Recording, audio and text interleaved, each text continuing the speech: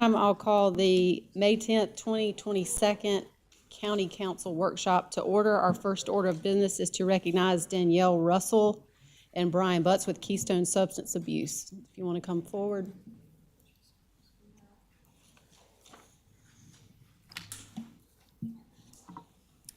All right, my name is Danielle Russell. I'm the Executive Director of Keystone. Thank you for allowing us to come speak to you today. I have a couple slides. If you guys notice, there's packets up there for all of you. I put the slide deck in there, so I'm not gonna go through the history. Is this not working? Hold on. Oh, there we go. Or all that, I kind of just wanna jump into why I'm here today. And that's really to talk about the opioid epidemic and how it is impacting York County. Wanted to start with overdoses. So in 2021, we saw a total of 619 overdoses. 109 of those were fatal. So that's a 28% increase from 2020. And then in 2022, through April 30th, we've seen 282 overdoses, with 38 of them suspected to be fatal overdoses. So their drug toxicology reports are coming back to confirm all those. With that being said, if we keep this trend going, we're going to see about 1,100 overdoses in our county, and probably over 150 fatal. And what we're seeing is kind of what you're seeing on that side. Those Roxy pills are the biggest thing that we're seeing, and unfortunately, those are getting into all of our school districts. We have counselors in all the school districts, and we are seeing kids as young as 17 die from this epidemic. Sorry, this thing has a lag. Do I need to point it somewhere? Is that? There we go. So this is a picture of the overdoses in 2021. So as you can see, there's a lot of dots on that screen. All the diamonds are fatal overdoses, and then all the dots are non-fatal overdoses. So I show you this just to show you that this is not a one city issue, that we all need to work together, and that it is obviously countywide that we are seeing this epidemic take place. And then as you can see, this is already 2022. The fatal ones do lag on here, so it's only saying 14, but there is about 38, probably more at this time. But this is what it looks like year to date on opioid overdoses. So what are we seeing at Keystone? In fiscal year 21, we saw 350 unique patients. I'm not gonna go through all the demographics with you. We had 244 of them on medication-assisted treatment. That is the best practice for opioid use disorder. It is MAT coupled with counseling, and that is what we do at Keystone. So as you can see, I want you to kind of look at that 13.2% primary substance use upon admission. And if you jump to fiscal year 22, you'll see that that jumped, it doubled. It was 36.3%. Where we're seeing primary substance use upon admission is opioids. This fentanyl epidemic is really hitting hard, and we are seeing more and more people come through our doors needing help with MAT. So drug charges, I don't have up to date until August 2021, but of those, it was 14.2% of charges are related to opioids. I would suspect that'd be a lot larger right now because the fentanyl epidemic really changed as of the beginning of this year. And what we are hearing from the Sheriff's Office, from DEU agents, is that York County is a hub for fentanyl production. Fentanyl overdoses are being found linked back to York County in Lancaster, in Chester, in Union County in North Carolina. They are all coming back here. Part of the reason that is that we have the cheapest fentanyl in the state of South Carolina right now. I don't know why that is, but you can get a pill for about $1. You go an hour away, you're paying $20 for the same pill. So we have a problem here, and that picture at the bottom is a fatal overdose of heroin and a fatal overdose of fentanyl. So you can see how little it takes for somebody to actually die off of this substance. So what are some gaps in this epidemic? Well, obviously there's still a stigma around medication-assisted treatment. Right now there are NA and AA groups that don't allow MAT in them. Our York County Drug Court does not allow medication-assisted treatment. If you are an opioid user, you have to go cold turkey to get through that program. There's no fentanyl trafficking laws in South Carolina right now. If you get caught selling 1,000 opioid pills with fentanyl in them, if that's your first offense, you get a slap on the wrist and you get probation. You will only get time if there is probably a third offense in there. There is not sustainable funding for our MAT prescribers and or indigent patients. As you guys know, we serve regardless of ability to pay. So we need to be able to treat these people that walk through our doors. And then there's really a lack of connection to resources after a non-fatal overdose. What we're seeing is a lot of people overdose. If we can bring them back to life, they do not go with EMS, and they refuse services, and then we lose them. And then typically they end up overdosing another time. So those are all the big gaps. So how can you make a difference in this in York County? One, you can be an advocate for fentanyl trafficking laws. I know that is at the state level, but this is needed greatly. We need to have mandated sentencing that's basically consistent with meth and cocaine. Otherwise, we're going to have these fentanyl dealers continuing to come back on our streets. And that's why we see a lot more people in our state versus in North Carolina. They're coming right across the border. Advocate to allow MAT in regular drug court, or create an MAT drug court where records can get expunged. We actually piloted an MAT drug court. It was very successful. However, we were not allowed to have their records expunged. They then had to do another year in regular drug court and come off all their medication. So that could be another way you can help. And then obviously provide sustainable funding to help with prevention and treatment of this epidemic. So the South Carolina opioid settlement is coming down. We know that it is coming down to counties and cities. I'm not going to read you all this because you guys probably know this better than I do. But obviously it is an 18-year funding source that is coming down. Part of it is coming to York County. And the funding is supposed to be used to combat the opioid epidemic through prevention, treatment, and other identified strategies. These are the core strategies that they said that they would fund. I'm not going to read them because I'll highlight them in a second. But we fit into a lot of these. So why choose Keystone? Hold on. So York County Council, all of you guys have designated Keystone to be the substance use authority in York County under the South Carolina Act 301 since 1973. You guys trust us. We have experience in doing what we're doing. And we serve in that prevention, intervention, and treatment piece of that substance use authority. In those core strategies, all the highlighted ones, and I'll highlight them on the next page, but the highlighted ones are the ones that we are doing. The one that's not bolded, treatment for incarcerated population, if I had the capacity, I would do it. I don't have the capacity with counselors right now. But we did pilot a jail diversion program and an MAT drug court program. So if we ever had the capacity again, we would be willing to do that and help get those people out of jail and get into treatment.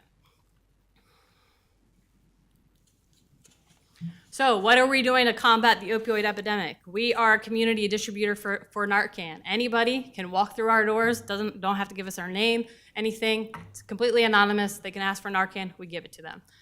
So we've been doing that for probably about 2 years now, and it's very successful. We have people coming in almost every single day. We are starting fentanyl test strips for patients. This is only for patients, it's not for the community. What we are seeing is a lot of lace pills right now, so people not actually wanting to seek fentanyl, but they're taking other substances and they're lacing it with fentanyl. Fentanyl test strips help somebody know if fentanyl is in the substance they're about to use. Ultimately, we would like them to not use if they know fentanyl is in there, but at least they could have Narcan by, somebody by if they're going to use, and we'll save a life that way. Good Samaritan training, we do that for many organizations, churches, anybody that really asks for it, and it is all about the opioid epidemic, and it trains individuals to be able to administer Narcan. They say Narcan is basically the next best thing for your first aid kit now. Narcan events throughout the county, you saw that OD maps, all those hot spots, we go out and we set up shop, and we have events to try to educate the community. Those blue bags that you guys have are resource bags. It's not just connecting to treatment, it's connecting them to a lot of different resources that they need to combat this epidemic. We serve on the York County Heroin and Opioid Education Group with many other stakeholders trying to combat this epidemic. We're also on the Community Overdose Review Education Team, which is put on by the Coroner's Office, and we've already held 2 of those, and it's been very impactful so far. We have an opioid summit coming up on May 24th to try to educate law enforcement and other stakeholders to really break the stigma of MAT and let people know what they're seeing on the law enforcement side and how we can help on the treatment side. We have a Roxy event that actually came out of our YC Hope meeting, as Roxy is the trend that we're seeing. We are working with Piedmont Medical Center to do a warm handoff from the ER to treatment, not necessarily just to Keystone, but any treatment center. We're going to get them 2 peer support specialists through a grant through DEOTIS, and they're going to have 2 people there to be able to connect people to resources.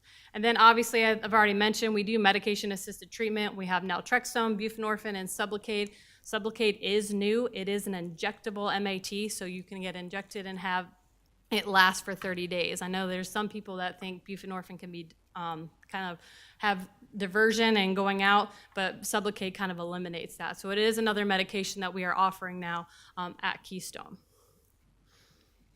So obviously investing in treating the opioid epidemic, you're going to reduce recidivism, you're going to reduce crime, you're going to reduce healthcare costs, you're going to have greater workplace productivity, more self-sufficient individuals. We're going to help try to solve one of the root causes of the homelessness problem, and fewer overdoses, and obviously just saving a life at this point. And you can see in there every dollar invested saves between $4 and $7 in criminal justice costs and drug-related crime. If you add healthcare in that, it's about a 12-to-1 ratio.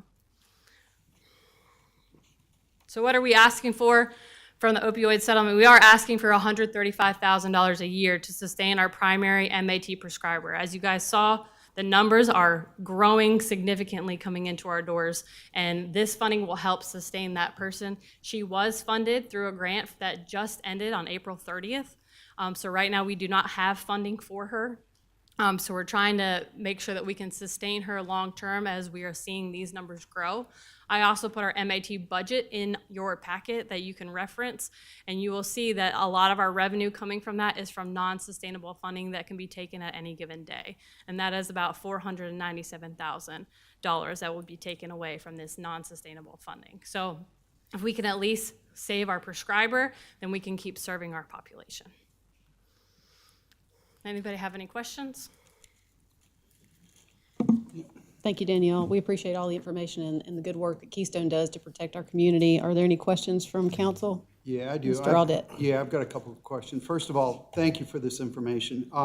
What is the trend been over the last 4 years? I may have missed it at the beginning, but it sounds like the trend from 20 to 21 to 22, we're seeing the skyrocket in essence. Yeah, so we're seeing more and more people come in with opioid use disorder because they're lacing fentanyl into a lot of substances. So sometimes we do have people come in that don't even know that they're on fentanyl, and they're doing that just because it's cheaper production. And so our number one substance that we're still seeing is alcohol, but opioid is climbing into number 2. And is there, this program, does it reach out to the schools and educate the schools on the impact and the critical impact of this drug on their system? Yeah, so we just started a program, a student assistance program. We put a counselor in every school district, which it's not enough. And that's where we started to see this opioid trend. We actually thought we would do that and see more like just vaping and alcohol and things like that. But we're having kids as young as 16, 17 overdosing on Roxy's, overdosing on a laced THC vape inside the schools in the bathroom. So we do evidence-based curriculum in 6th grade, which touches a little bit on it, but we only really do others upon request. So also one school district is really adamant because they've had a lot of Roxy's, and so they've had parent education, kid education, and so we're trying to do our best to get the word out there to as many youth as possible. But that's been a big request that we've gotten in these core events, that these kids need to know, 1, that these substances are laced, and 2, that they can call the cops if somebody is overdosing. All right, thank you. Thank you. Any other questions? Mr. Roddy? I noticed in your presentation you asked for $135,000 from the settlement. Have we gotten, what's the word on what York County is going to receive from the settlement? Michael Kendry believes we will get funds for the settlement during fiscal year 23. He thinks later this year. Assuming that happens, I can tell you management does not have a problem with funding the additional $35,000 they're requesting. That's it. Have you gotten any pushback from our local solicitor on the MAT expungement process that you spoke of? How have you been in conversation with Kevin Brackett or anybody? Yes, he looks at MAT as an opioid, and so he is the one that is pushing back directly and wanting his drug court as abstinence-based, so he does not want MAT in his regular drug court. So if I understand correctly, MAT, that's those individuals who are being treated? So they're the individuals that are on medication. On medication. Yes, and so there is an opioid component to the substance, and so his drug court is strictly abstinence, so he doesn't want MAT in that drug court. He did agree to pilot the MAT drug court, and that went really well, but then in order to expunge it, he wanted them to come off of it. But MAT operates just like if somebody is a diabetic. If they need medication, they could need it lifelong, or they may be able to come off of it with diet and exercise. It really just depends on the individual. So we had the problem telling somebody to go through this program, not get their records expunged, and then say, if you want your records expunged, you have to come off your medication, which is preventing them from using again.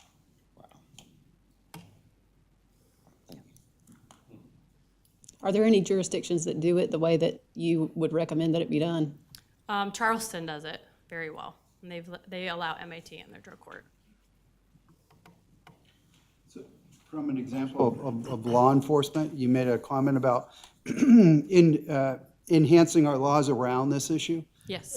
Would you say Charleston is an example of that also along those lines, or is there other counties that would? There's other states that are examples. So the fentanyl trafficking would be a state law, and so nobody has that right now. And so that's what we're seeing is all these fentanyl dealers, if they don't have any background of any other charges, that they're just getting back on the street with probation. And it's taking at least maybe the third offense, when if they got caught with 1,000 pills, they could have killed 1,000 people. Yeah, exactly. Wow. We need to work. Mr. Winkler? I guess for me, I'm trying to understand, I've got some distant family in South Georgia, in some areas I know of that are basically on an MAT program and have been for years. Right. And so I've always looked at it and thought, well, it's just another drug that they're hooked on, what's the difference?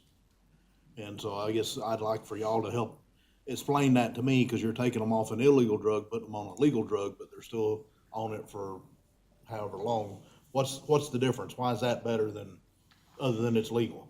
Right. So, so there's two different drugs. One, naltrexone, doesn't have any opioids in it at all, and buprenorphine is the one that has slight opioids in it. But the way we prescribe it, it's very hard to abuse it. So what it does is that these drugs actually block the opioid receptors. And so when they block it, it eliminates cravings and eliminates them, even if they were to use, to feel high off of it. And so that's what the drug is actually doing. It's replacing the true opioid with this other legal substance that is going to block all those feelings so that they don't go out and seek opioids anymore. And so that's where we prescribe it. When you're first starting off, our doctor does a few days at a time, then goes to maybe a week at a time, and does that until we see improvement. They're going to counseling, they're getting a job, they're getting back on their feet, and then we prolong it. Some people can come off of it and go back to not using it at all, and then they're just in full recovery without it. Other people might have to be on it for years at a time. It's just really depending on that person. So it really doesn't, I mean, if you took a ton of it, you could get addicted, but methadone is the one that's a little bit more powerful. We don't do methadone at Keystone. So if you wanted methadone, there are cases where you need methadone, we refer out to Rock Hill Treatment Specialist for that. Yeah.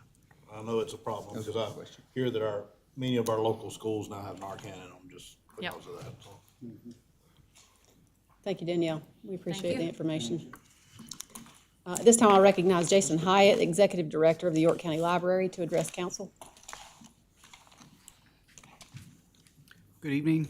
I'm also joined by Lee Smith, the York County Library Finance Manager. She'll be detailing some of the financial details of our budget request. So I'm going to start with the colorful side of your handout and share with you just a few updates and things about the library. But first, I want to thank the council for your ongoing support. This is our 6th time doing this, I think, and each year we come to the council with our budget package and mention some of the projects that we've finished and some that are upcoming, and each year you all have been very gracious in the funding that you provided us. In the post-pandemic, if it's safe to say that, in post-pandemic world, the library is fully back in action. All of our in-person services and programs have resumed. And our focus has really been on access. How can we continue to make the library accessible and available to everyone across the county? With that in mind, some of the initiatives that we began during the pandemic continue, and those are permanent additions to our suite of services. So things like our e-card, library card that you can get without having to physically come in, our curbside pickup, our Dial a Story program, our Your Next Read service, as well as our online programs that are presented on YouTube and Facebook Live. We say that our tagline is Your Community Link, and that is really what we believe our role is, to provide access to link people in the community to the resources and information that they need. And the library's mission statement is that we meet the informational, recreational, and lifelong learning needs. And so we are constantly evaluating the information that people are asking for, the trends, what's happening in literature and publishing, to try and present a balanced and well-rounded collection and to meet the needs directly of our patrons. I want to briefly highlight 3 projects that have been completed or are nearing completion at this fiscal year, and those are in the middle of your handout. They're all focused on extending the library's reach to everyone in the county in different ways. The first is the Story Walk at Miracle Park.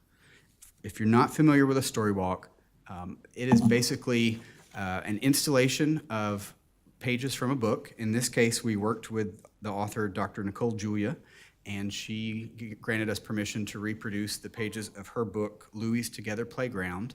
They're on a series of different, kind of looks like a little podium post sign permanently at Miracle Park, and the idea is that the family or whoever is there participating in it can go on a journey together. And so they progressively follow from each page to the next while they physically move throughout the park. This is one of the first story walks that we have in our area, and we're really excited about it. There will be an official ribbon cutting coming up soon, but we think it's one way of getting the library to have a presence outside of the traditional library footprint. The next project is our senior outreach van. This is a companion vehicle to the library's bookmobile, and before we received the senior outreach van, we did all of our outreach activities kind of split between the bookmobile and a 2002 station wagon and an old van that was donated by the Friends of the Library. Thanks to grant funds and county funds, we were able to add the senior outreach van, and it's really a fantastic addition to our services. It does focus on senior centers, adult daycares, those types of communities, and it's equipped with a wheelchair lift that also doubles as a lift for the book carts that are on the van. So we can show up at a retirement community, for example, park the van, and use the lift to roll in many full carts of books right into the lobby. It lets us create basically a small pop-up library wherever we take the van. The feedback on that already has been fantastic. We've heard from senior center directors that plan full-day events around it. We've gotten feedback from adult children who've gone to visit their parents who are in a care facility, and their parents have shared how much they enjoy getting to browse the library since they can't physically go there.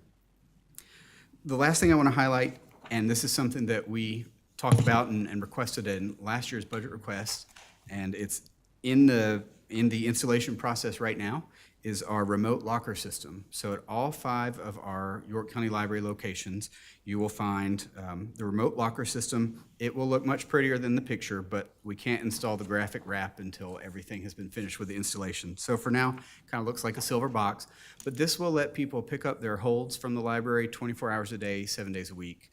It's completely all-weather. We're one of the first libraries in the country to have this new system installed. They tested it first with indoors, and now they've moved to the outdoor unit. And we think this will really give people an opportunity if they don't feel comfortable. We still have some folks who don't want to come to the library while we're dealing with the pandemic and how that stretches out. But we also have a lot of people that make that long commute in or out of Charlotte. I've heard, especially from some of our patrons in Lake Wiley, that sometimes they struggle to make it to the library before they close because they all get stuck on Highway 49. So this locker system would let you stop by, come here, going anytime to pick up your items. And we're very excited about that. It's been fully installed at Rock Hill and Clover. The installation is happening right now in Fort Mill, and then we'll finish up with Lake Wiley and York. So thank you for your funding from our current year that allowed us to do that and move forward with that.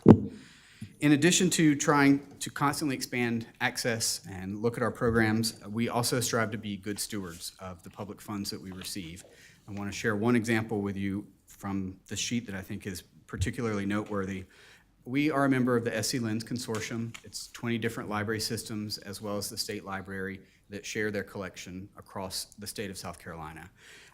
The average cost for a library item that we purchase for the collection is $27. It cost us $45,300 to be an SC Lens member. We were one of the founding members, and we continue to be part of it every year.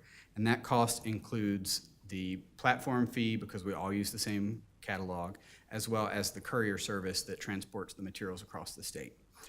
We have, in the past year, loaned a value of over $4.8 million in library materials just from the items that are available through SC Lens. So we're seeing a tremendous return on that investment. For a relatively small amount, we're able to give our patrons a huge variety of materials that they can access. So that's something we're really proud of, and that $4.8 million is outside of, in addition to the items that are part of our existing library collection funded through York County and state library funds. So it's many millions worth of materials that we make available to our patrons every year. As we continue forward at the library, our goal is always to look for ways that we can evaluate and enhance our services. We're always open to feedback. We've received some positive feedback, some negative feedback. We want to be here and available to all the members of our community and make sure that the library continues to be a relevant and responsive and valuable resource for everyone in York County.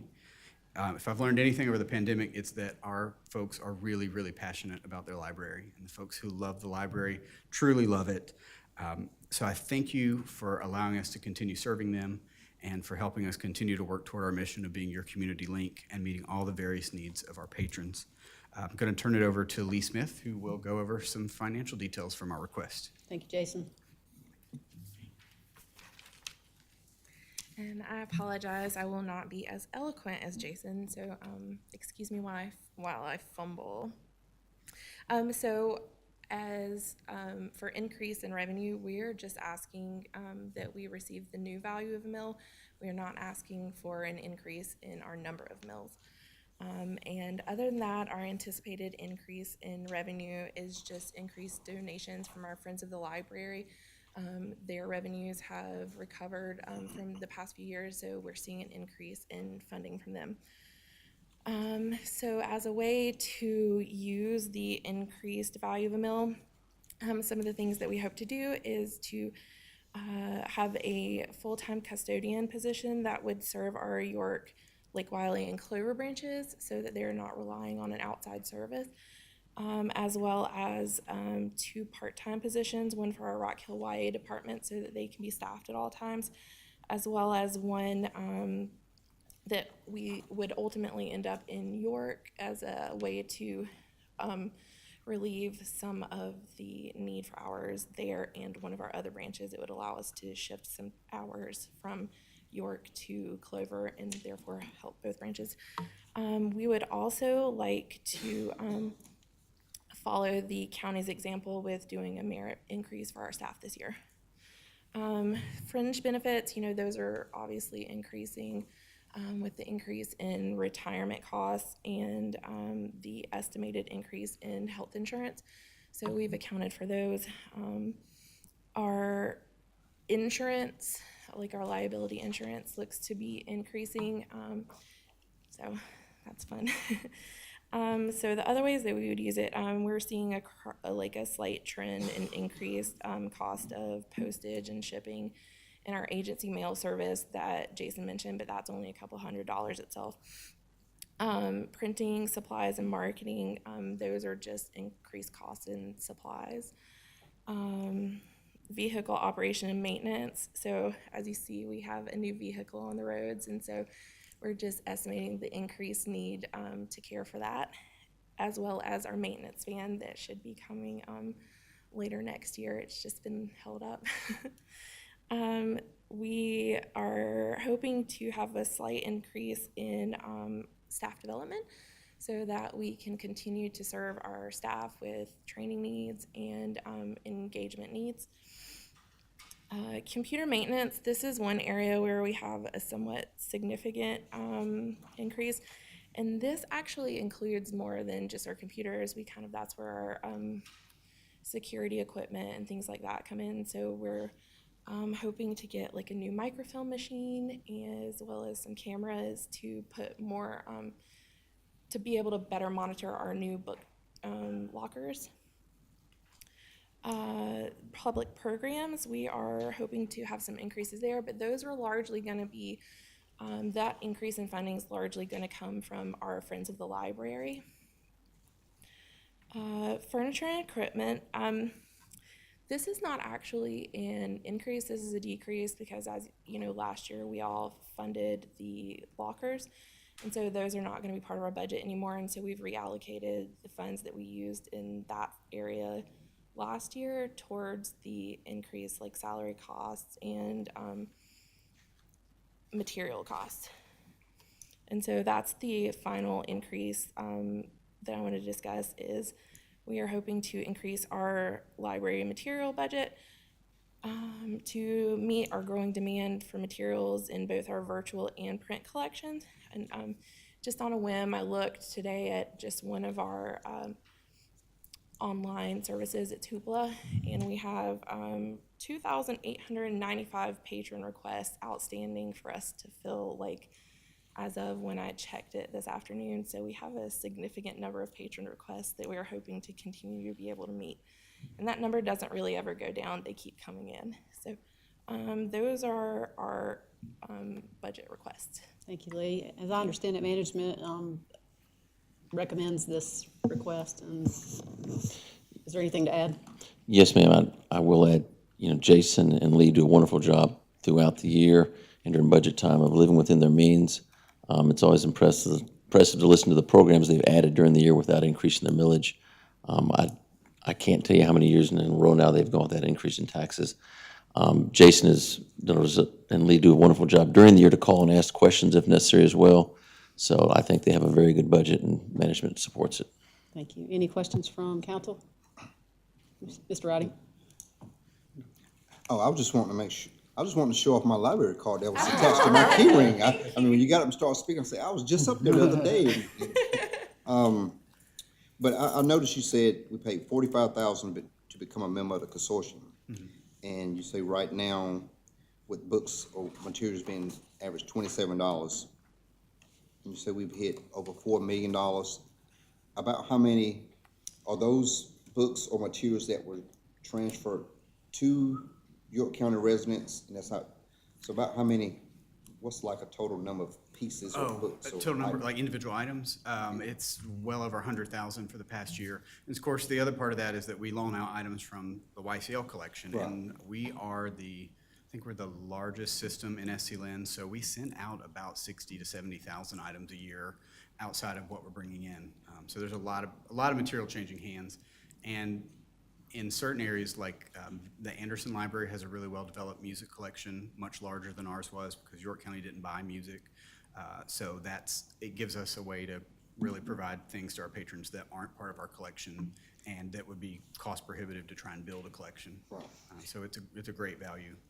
I know several years ago we were talking about the transition of hard copy books to more digital. How are we doing with some of those transitional phases? I mean, we're right in the thick of it. We have seen our digital numbers shoot up since the pandemic, but we're also seeing our physical materials hold very strong. Our circulation numbers are up. So when you hear someone, if they tell you that books are going away, they're not. We use print copies as the focus for our story time and so many of our programs, and we have people waiting to come in every day to get their hands on the print copies. That was some of the feedback that we received from the public. They were so glad when we fully reopened because they missed out on that physical browsing experience. So I don't anticipate a time in the near future where we will be, ever be fully electronic. I think it's going to be a nice balance going forward, just because so many people prefer to be able to do it on their device, and so many people prefer to have the physical copy in their hand. Mr. Winkler? First of all, Bump, I hesitate to show mine because the laminate's coming off of it and it looks kind of rough. But I love to read, and the library's been a big part of my life since I was a little child because I just love to read. But I am one of those who prefers a physical book. I do have the Libby app, and I do check out a few occasionally from the library that way. But usually that's if I'm traveling or something, I'm sitting on a plane and, I can read on my book, but my eyesight's not what it used to be.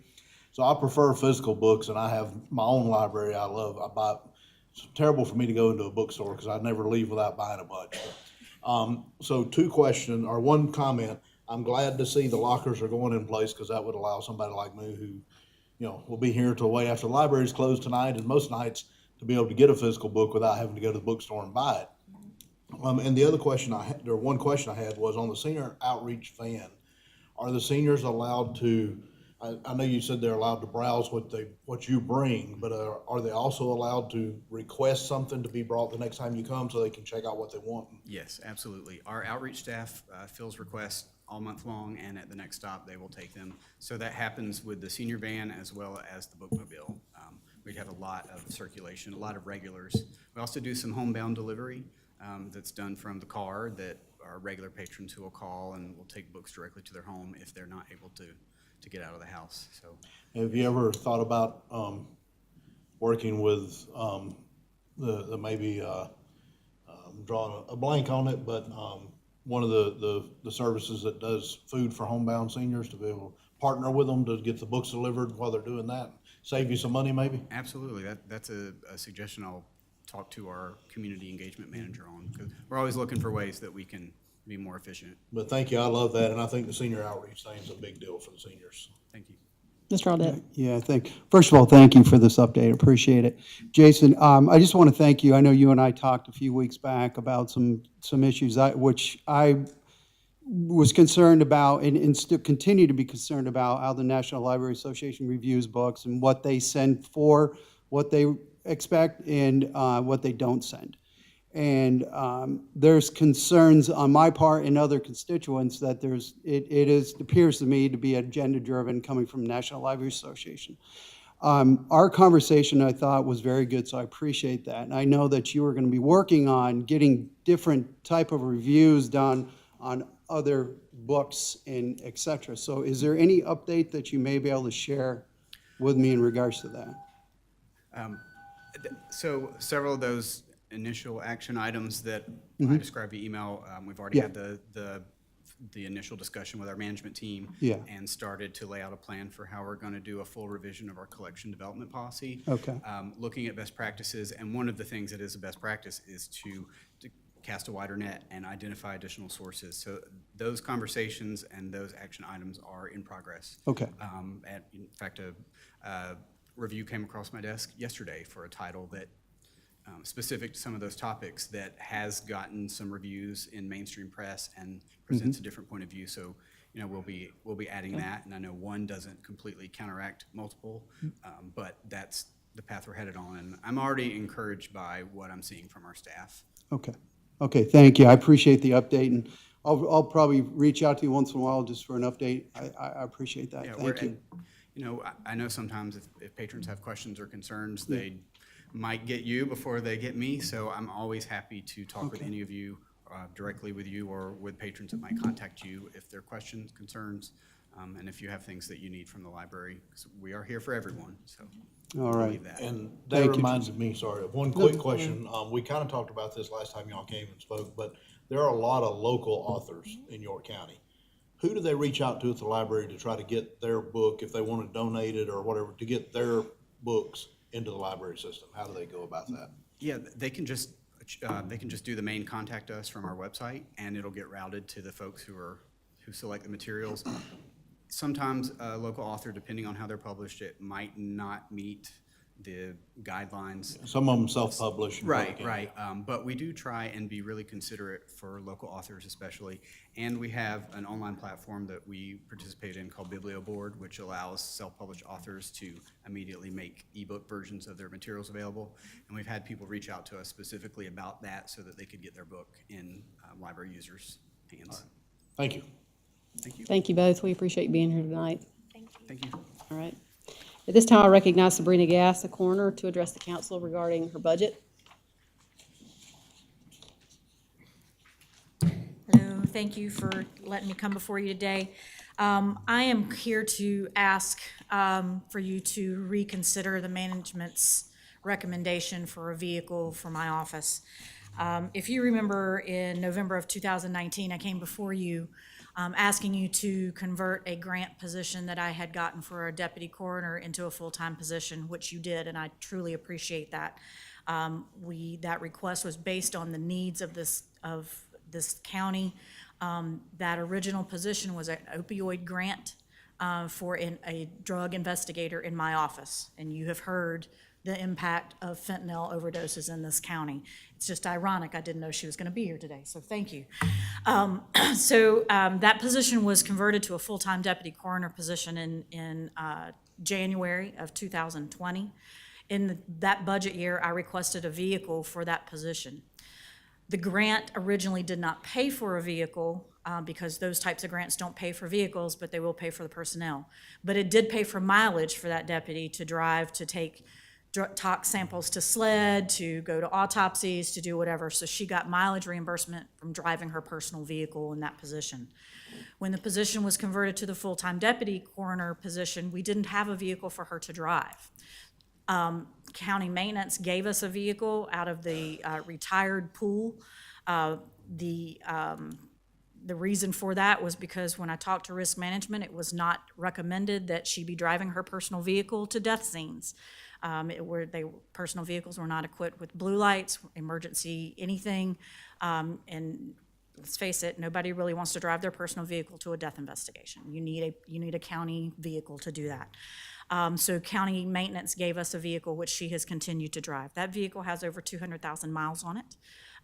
It was initially intended as a short-term initiative to get her in a full-time vehicle, but she is still in that vehicle, and she travels on a daily basis, being on call. She travels to SLED again, taking tox to SLED, and she travels back and forth to Charleston for autopsies and whatnot as well.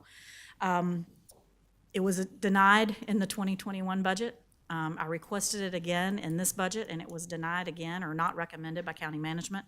I'm coming before you to plead for a vehicle for this position. I don't understand how a deputy coroner cannot have a vehicle to drive to do county business and do investigations in the county.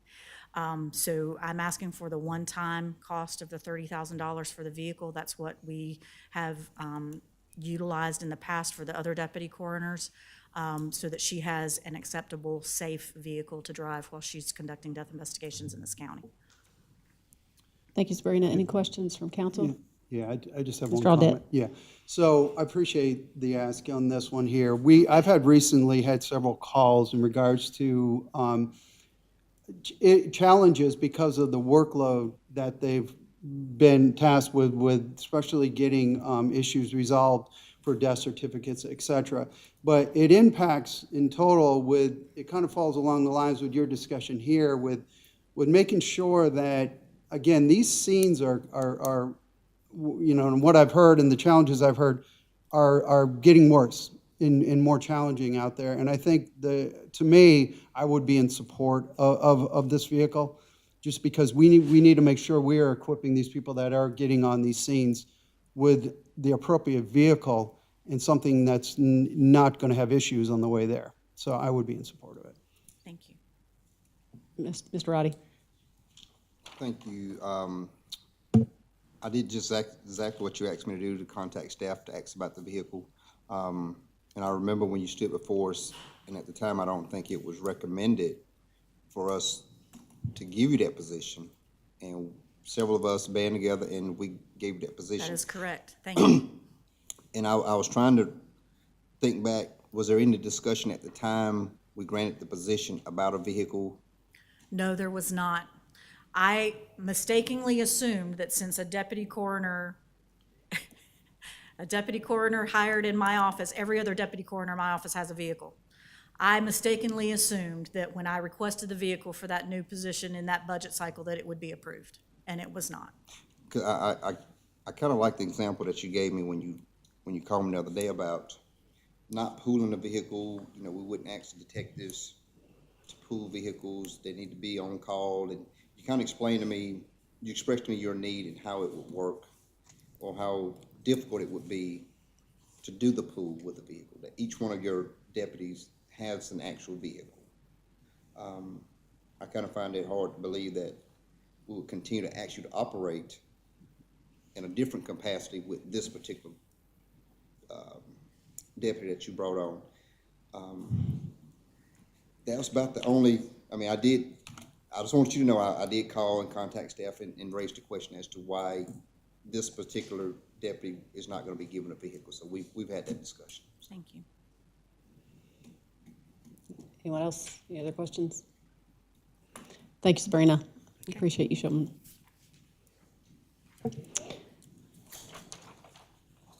Now we have a discussion regarding the recreation tax, and I understand that there are some folks who wanted to come and present some information to the council. Ms. Carroll.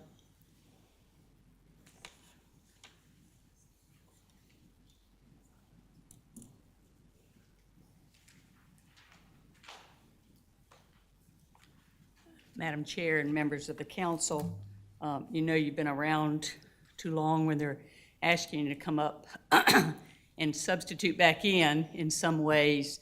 And I'll explain what I'm saying in terms of my history with this Recreation Coalition. I'm Beverly Carroll, and I'm here on behalf of the Recreation Coalition, which is made up of representatives from the 9 municipalities and the Lake Wiley Recreation District. Specifically, I do want to introduce those people who are here in their communities, from Clover, Allison Harvey, and Joe Ross, from Fort Mill, Brown Simpson, from Tega K, Joey Blevin, and Dustin Overton, from York, Chris White, from Lake Wiley, Perry Johnston, and Mark Sexton, and I here from Rock Hill. I presently serve as chair of the Parks and Recreation Commission in Rock Hill, which is made up of 9 citizens from across the city who provide advice and support to the City of Rock Hill PRT department.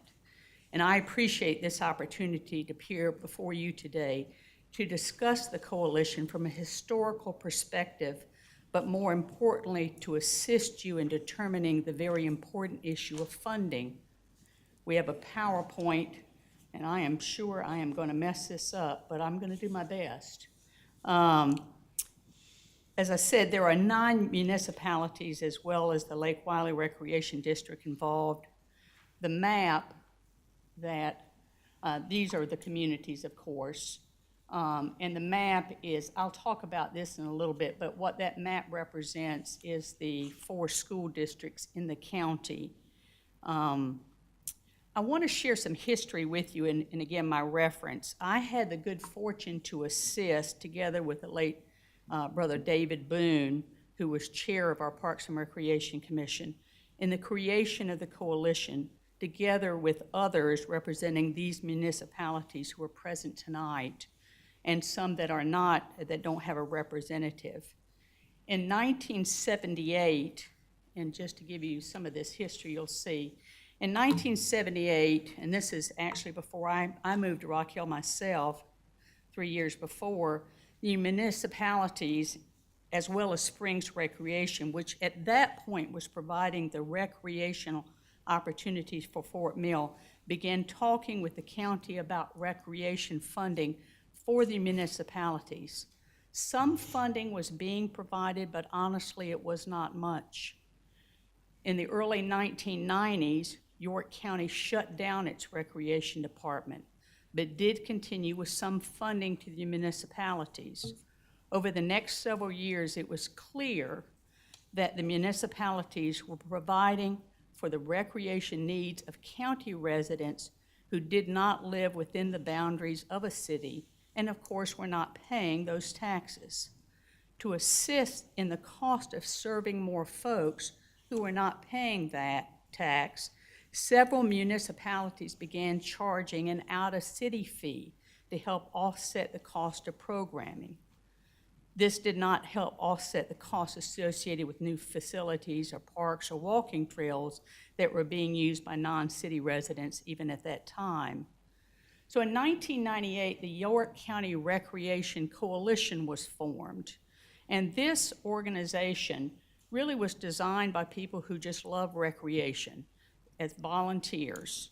And it was formed to propose ideas and work with the county council in exploring ways to deal with the issue of funding.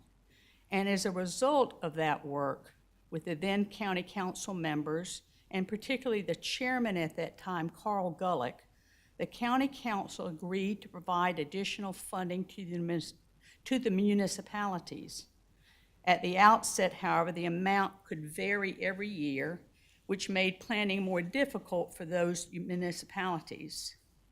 This payment program did not account for the fact that persons in the unincorporated areas were not paying the monies that municipal residents were paying in city taxes, which taxes were being used to build new facilities and providing countless programs.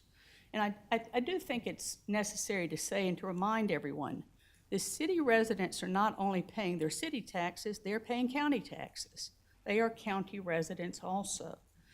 I want to be clear that the county council certainly understood that, and it was their decision that this kind of funding would be taken. The Recreation Coalition is an advisory group and has been that way since its inception. And while I don't actively participate as much as I one time did, that mission has not changed. And the 2005 time frame, after continuous work between the council and coalition, and I want to tell you, that was a very pleasant experience, working with the council members at that time and people with recreation, and at that point was chaired by Steve McNeely. It was decided that a permanent funding source would be established, and that is the 1.5 mil tax on the unincorporated areas that would be used to financially assist in providing recreation and allowing the participation of non-city residents without having to pay this pay-to-play fee. And that was the agreement. The distribution of the monies was based on the population in the 4 school districts, not just youth, but the populations in that, and it was distributed. Again, the council approached this, and this it's been working for 16 years now. I want to also point out that this was affirmed by the council by an intergovernmental agreement between York County and the municipalities to provide both this formula for a funding source, but it also made clear that the mission for the municipalities and the county was to provide both active and passive recreation services and facilities. So the agreement itself talks about, this is the agreement, and I hopefully you have been provided that. You see the bullet points there that the agreement itself was that municipalities, with the payment of this tax increment, would provide and allow non-city residents to participate in individual and team athletics, sports programs, to access the facilities for the provision of team and athletic sports, to access any workshop, any art program, any special event, access to city parks and all active or passive recreational services and facilities, and anything related to recreation. So the intent was, and it continues to be very faithfully, I will tell you, is to allow every citizen of York County to participate in wherever they may, whether you're from the western side and want to come to Rock Hill for a particular program, perhaps your child is interested in the biking events there. We've worked between the recreation departments and the sponsorship of tournaments, which has benefited us all. But this was the intent of that, recognizing particularly that recreation, I think every day is becoming more and more important to people. And that includes what people call passive. By the way, walking is passive recreation. I'm hopeful to try to walk more and more every day, but it's passive recreation, meaning you don't have to have a building. And we see growth in kayaking, walking, senior programs are very important to this. And the monies that have come from this Recreation Coalition agreement with the county has really, I think, advanced our abilities as a county and made us such an attractive thing and I think in a lot of ways has attracted tourists who help us with the taxes that we collect from that. The formula has changed several times over the years, but every time it gets returned to that population by school district. In 2022, with the birth of the Lake Wiley Recreation District, and I will tell you, we had many conversations at the outset about the creation of a tax district even 15 years ago, and it's a delight to see the leaders in that area really take charge and build a very nice facility there. But it was recommended by the county staff that any overage of the past year, this was for 2022, would go to the Lake Wiley Recreation District, which I believe was about $138,000. And we understand that that's going to be the recommendation for coming. But I do want to share with you some information that I think, if you'll look at this particular slide, to give you a sense of what we believe this funding does for citizens who do not otherwise live in the city. And it's worked for 16 years. If you'll look at this chart, first of all, let me point out to you that the municipalities in the county are providing 84% of all recreation funding for all of York County. And again, remember, any county resident, any person that wants to come to any of the park facilities are not charged any more than those people that are citizens of those communities. Whereas, and it's important that I tell you, this is not to say or to be critical of the amount, but the recreation assistance that is provided by the 1.5 millage, it really calculates to $8.78. Just to give you a sense of that. For instance, and also if you'll look at the participation of non-city residents, and remember, we're only talking about registered programs. We are very convinced that for the passive recreation, the walking, those things where you don't enroll in a program, that we have a lot more non-city people participating across the county. But you'll see those figures that in Clover 68%, Rock Hill 63%, TKK 63%, and in York 75% of the participants in registered programs are non-city residents. This millage agreement has allowed them to participate without any additional cost, even though city residents pay the tax. The middle column that you'll see shows the amount that is being spent by the cities in terms of a per person. This is the citizens to give you what that commitment is. And then the column on the left shows the per capita spending by property tax. This is what that city is paying for that. Again, the purpose of this is to show you that the municipalities have made a real commitment for recreation, of course, for the citizens of their communities. But with this agreement that has been in place for 16 years, we've had, I think, an unbelievable growth in recreation interest, and it's no longer just children's programs. Some of the largest growing programs in our communities and are serving non-city residents, if you will, are senior programs and special needs programs. There was a mention a few minutes ago of the Miracle Park. If you haven't seen it, please come see it. It's unbelievable. But again, non-city residents can come to any park and participate, but we need your help. And we would ask you to consider and continue this program. Be assured that those people that are involved, and I'm happy to get involved again whenever needed, and I know that everybody here feels that way. If there's a different approach somebody wants to take it, want to talk about some different things, but the decision made by council, and I hope that you will continue, some of you that have been on council now a couple of years have continued, is to understand that we need the county to help us help people who are not living in city limits. We need that to help offset the cost. We do not come to try to threaten anybody about what may be done, but there will be some realities. If this funding ends, each city is going to have to make a determination if they go back to that pay for play. I really would hate to see that, but those are decisions that elected officials in different communities may have to make.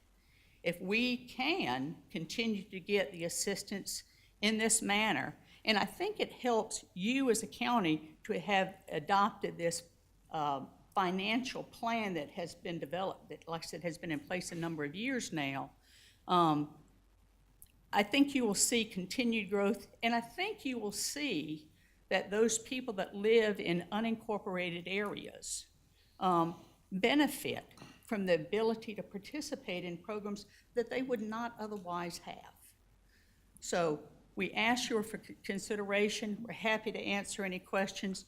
Certainly anybody that's in that audience that can help me answer some questions too, but we ask you to consider continuing this program to help finance what we believe is one of the most important things for families, for individuals, for children, for special needs, for seniors, is a good recreation program across the county.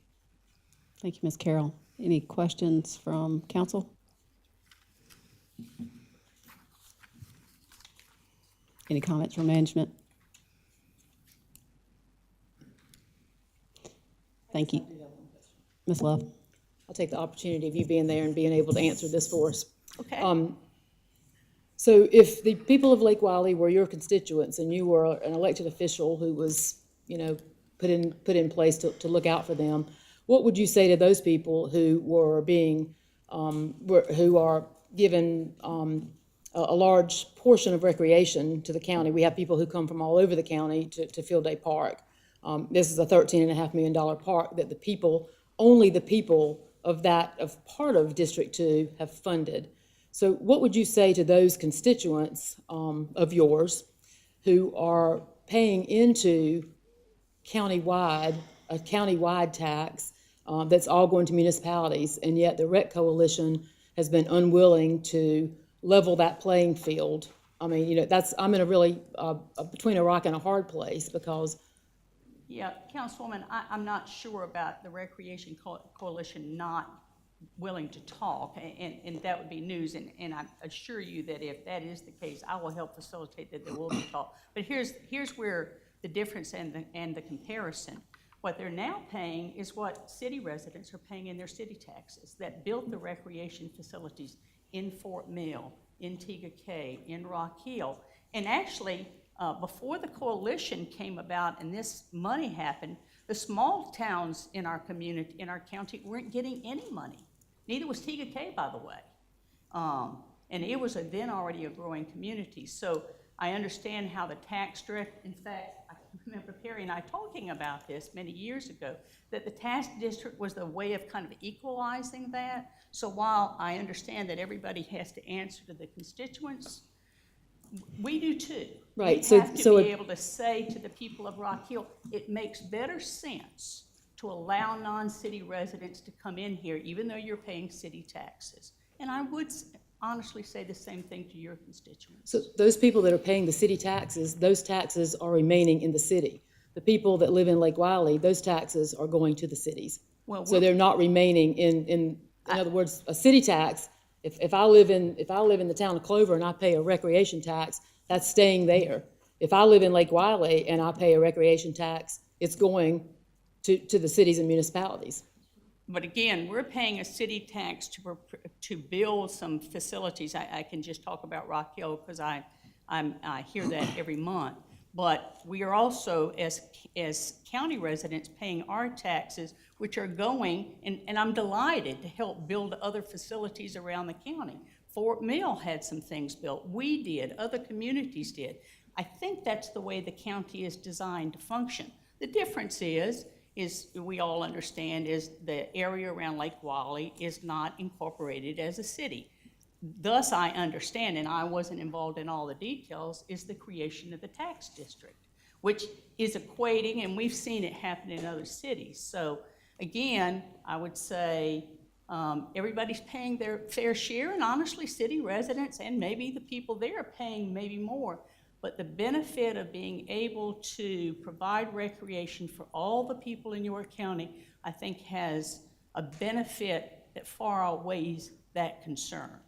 That's why we've always been willing to participate at the level and open the doors for people who want to come in and program at the same cost if it's a paid program that anybody who lives in the city, or to come out and just enjoy what's free. Right, I so understand that and the importance of providing recreation to everybody in the county. However, the people of Lake Wiley are paying into something and the municipalities are not. And when that money is distributed, Lake Wiley is not getting their fair share of that. So I think when we talk about recreation, leveling the playing field is a big part of this. It's the reason that we're sitting here tonight having this discussion.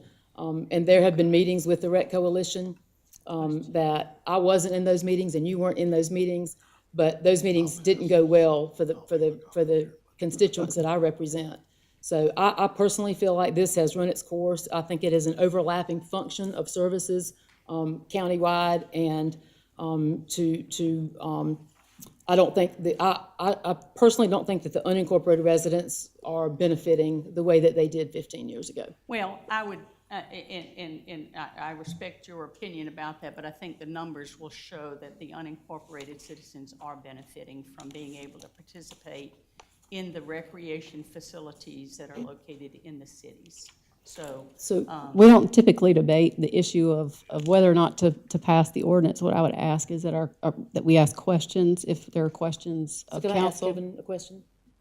Any questions that should be asked. This isn't the night that we actually make decisions on the ordinance. We take the information and council has an opportunity to ask questions, so. So I don't know if you got these numbers in time, Kevin, but have you had the opportunity to vet the numbers and that's being presented tonight? These numbers are a little different than what we were emailed. The TK and York dollar amounts are up per capita. I've not thoroughly gone through these and asked where exactly got these from. They don't tie to the numbers of financial statements, but I can certainly drill down to that and get back with you all on that and give a report to all of council. I think that would be important to respond to and that. we'd be happy to provide the background. We had to adjust some things for some things, but I will be happy to provide it. I want to be very clear. We want to be very transparent about this process, and I don't think there's any issue about the cities providing and building recreation facilities and providing programming for people. So you see, those of you, and I've seen many of you at some of our recreation facilities. We've done an extraordinary job in the county. You look at what Fort Mill has done, what Tegakay has done, what Clover has done, York has done. It's just extraordinary. And it's with the help of this money. I'm not going to fib about that, but I think it benefits greatly, based on the numbers here, of non-city residents. And they seem to enjoy it. If you just look at the numbers of our programs that are registered participants, I'm confident that number, if we stood and took roll of who walks on the tracks in various towns and communities that have walking tracks, you'd see even higher numbers. And that's because the tax dollars, they have built those facilities. The money that comes from the county is of great benefit to all of us, and we would like to see that continue. Thank you, Ms. Carroll. I know that, Mr. Roddy. I just want to make another quick comment. I'll say that they certainly chose who I think would be the best presenter to come before us to deliver that information tonight. You're such a wonderful speaker, and I had the pleasure of working with you on the Sports Commission for a couple of years there. Like Allison said, what has brought us here is obviously some disagreement as to these funds, and I think council has kind of made a commitment to have that sunset date, but I do believe, and I feel like there will be a conversation had as to how do we get back to doing what we're supposed to do and do right by, obviously, our citizens as well as municipalities.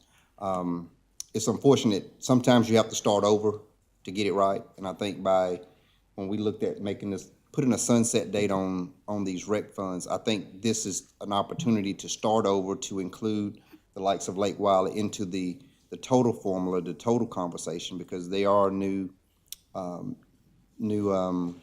the new field day park over there, and I think there has been what some feel a slight with the area. But I think this gets us back to the start line. I do believe in my heart that this council and staff, along with other municipalities, will come back to the table and start over.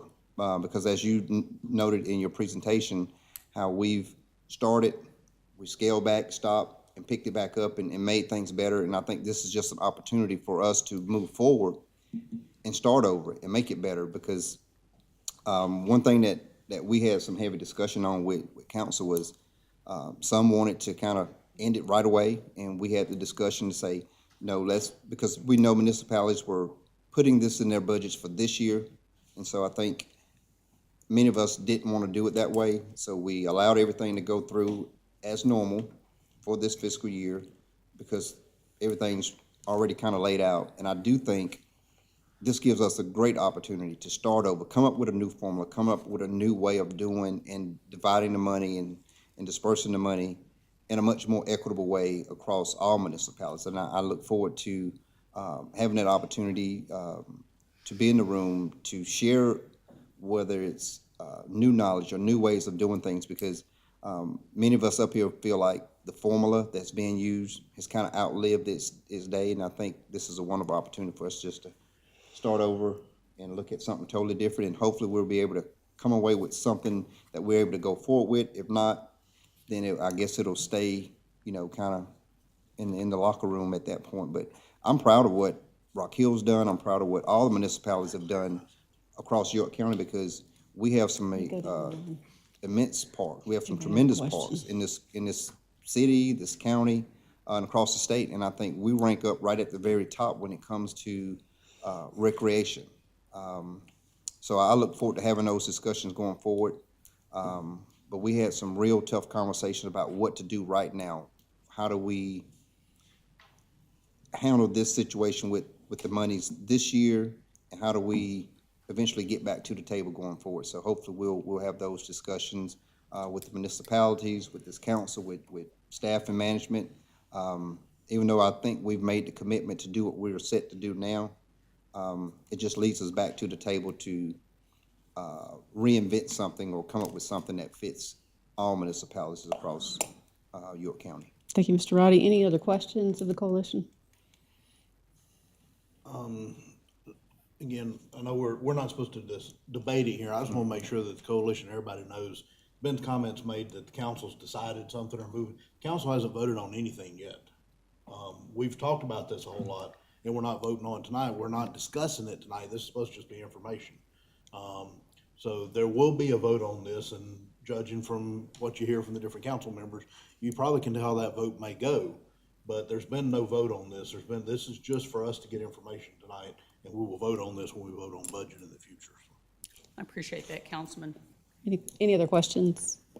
I would just say thank you, Ms. Carroll, for bringing us the information. We appreciate the coalition and the work that you do and for being out here tonight. And I think that we all would ask management. Management's taken a position on this. If you can respond to the information that's been presented and make sure that all of the council sees that as requested. Thank you, ma'am. Thank you. This concludes our workshop items. Do we have a motion for executive session? We do. I move that we go into executive session for an intergovernmental agreement update. Second. Motion and a second. Any discussion? All those in favor say aye. Aye. Any opposed? Hearing none, motion passes. We will move into executive session.